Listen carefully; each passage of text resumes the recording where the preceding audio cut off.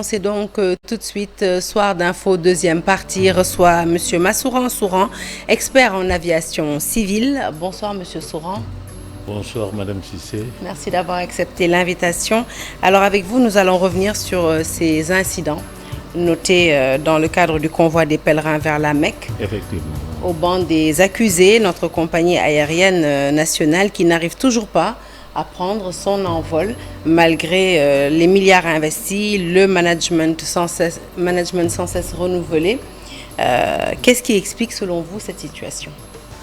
Bon, d'avance, après avoir remercié pour cette invitation et salué tous vos spectateurs et auditeurs et téléspectateurs, bon, je voulais attirer votre attention sur le fait que ce n'est pas la première fois qu'on rencontre ce genre de problème.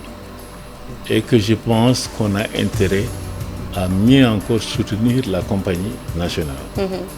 Bon, pour avoir géré le pèlerinage dans son aspect transport aérien, j'ai vécu des choses pires que ce qu'on a vécu actuellement.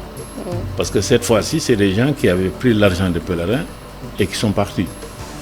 Et on a été dans l'obligation de trouver des voies et moyens et on n'avait pas de compagnie à ce moment-là, ou bien on avait une compagnie naissante qui ne travaillait pas pour le compte, qui n'était pas intéressée par le pèlerinage.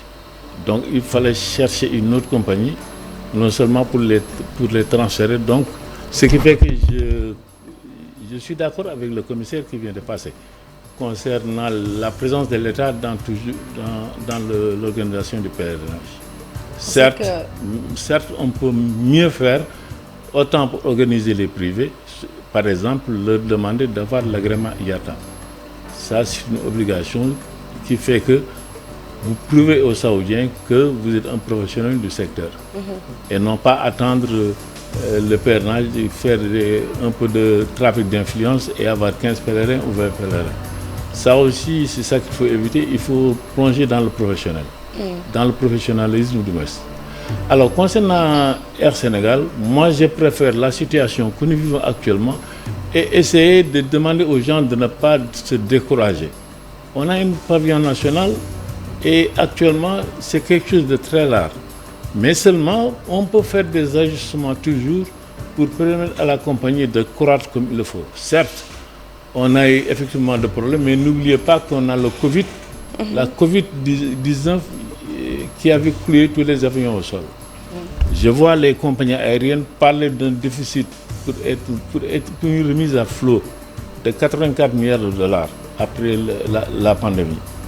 Mais rares sont les compagnies, j'ai entendu parler de remise en route des appareils à travers une bonne maintenance.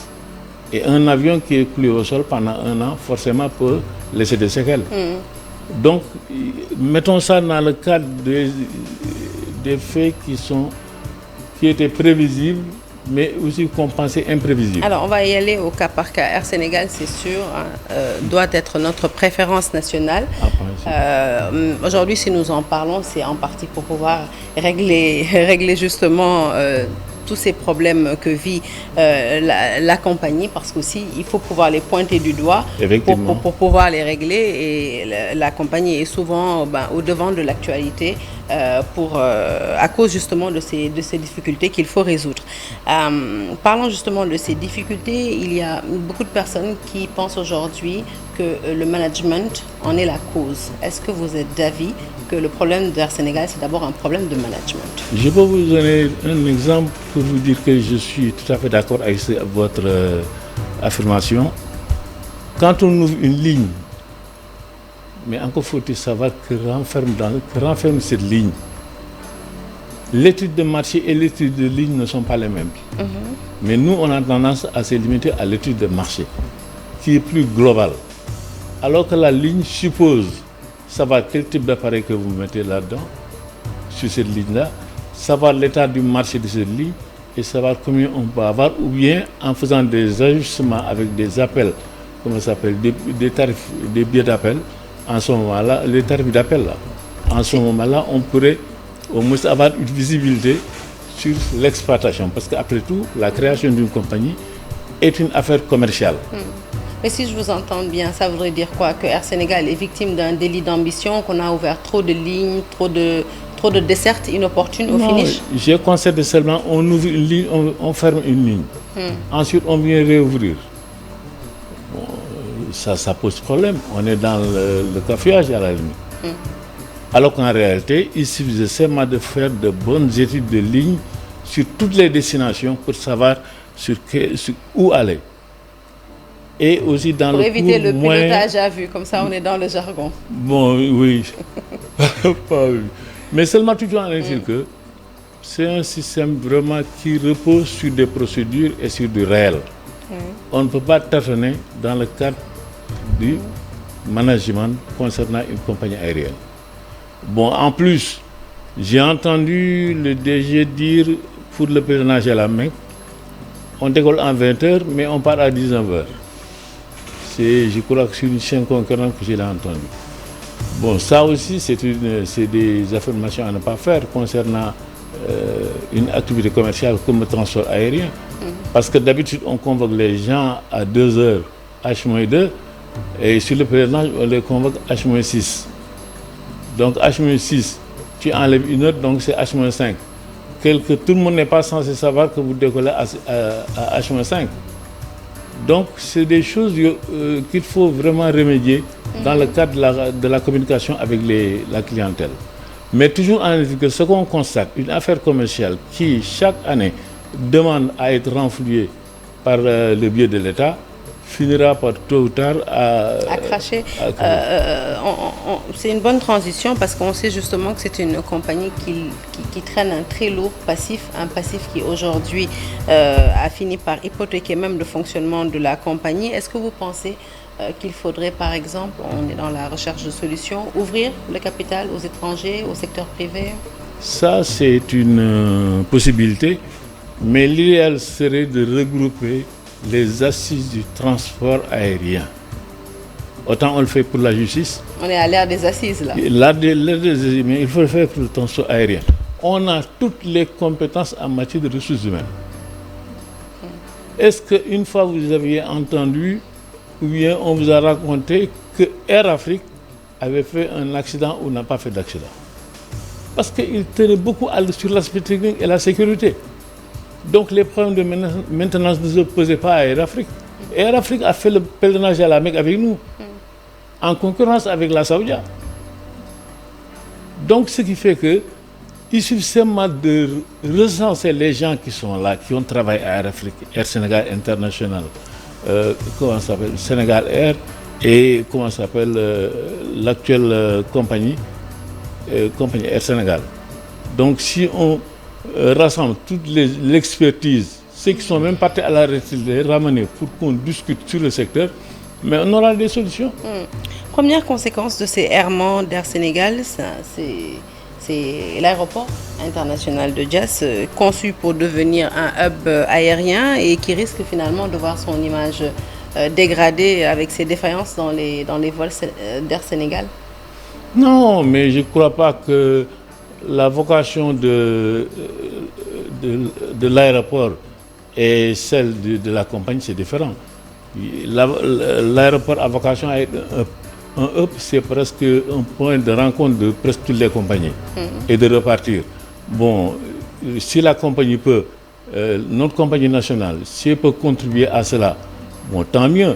Ça suppose quoi? Ça suppose avec ces vols amener les passagers au niveau de l'aéroport qui font un transit ou bien une correspondance pour aller vers d'autres destinations.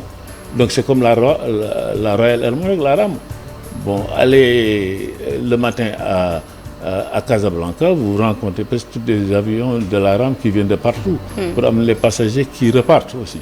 Donc c'est ça la vocation. Mais la gestion de l'aéroport aussi a un impact dans l'exploitation d'une compagnie aérienne, en ce sens que l'aéroport est payé par des redevances. Pour alléger le prix du billet, la contribution de l'aéroport, c'est de voir les redevances qu'elle peut diminuer, comme la RDA qui était là et qui a financé la construction de l'aéroport. Donc l'aéroport n'a pas des dettes qui sont insurmontables. Donc le fait de diminuer les taxes, les redevances au niveau de l'aéroport, peut-être pour contribuer à diminuer le tarif du transport et permettre aussi à Air Sénégal de faire des prix d'appel sur certaines destinations, mais dans le cadre d'une réorganisation. C'est comme ça qu'il faut le voir. Mais l'aéroport en tant que tel a vocation à faire une opération commerciale en percevant des redevances par la réception des avions qui viennent et l'assistance au sol, mais il n'en demeure pas moins qu'une compagnie qui a des difficultés n'a rien à voir avec l'aéroport. Alors, avant de refermer cette interview, on va revenir peut-être sur l'accident de l'avion de la compagnie Transair. Vous qui êtes expert en aviation civile, on attend toujours les résultats de cette enquête. Est-ce qu'on peut parler d'un retard justement dans les résultats de cette enquête? Non, pas du tout. C'est déjà trop tôt même pour parler des résultats de l'enquête. Parce que quand il y a le crash, le bureau enquête et analyse se sont précipités sur les lieux pour procéder à l'analyse. Encore une fois, cette analyse ne fait que déterminer les causes techniques de l'accident, mais ne pointe pas du doigt M. XY comme étant responsable. Il y a généralement deux commissions qui se tiennent quand il y a un accident ou un incident. La commission technique et ensuite une commission administrative. C'est dans cette commission administrative que les gens peuvent déterminer, parce qu'il y a différentes autorités, même le palais et le procureur est représenté généralement. Bon, donc c'est au niveau de cette commission qu'on essaie de déterminer s'il y a lieu de pointer du doigt quelqu'un de responsable ou pas.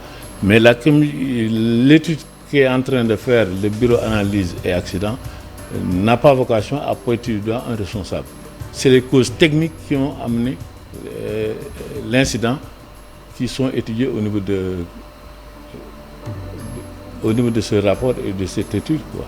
Merci beaucoup. Bon, tout le plaisir est Monsieur Souran, pour toutes ces précisions. Merci à vous d'avoir suivi cette deuxième partie de Soir d'Info et excellente suite de programme en notre compagnie.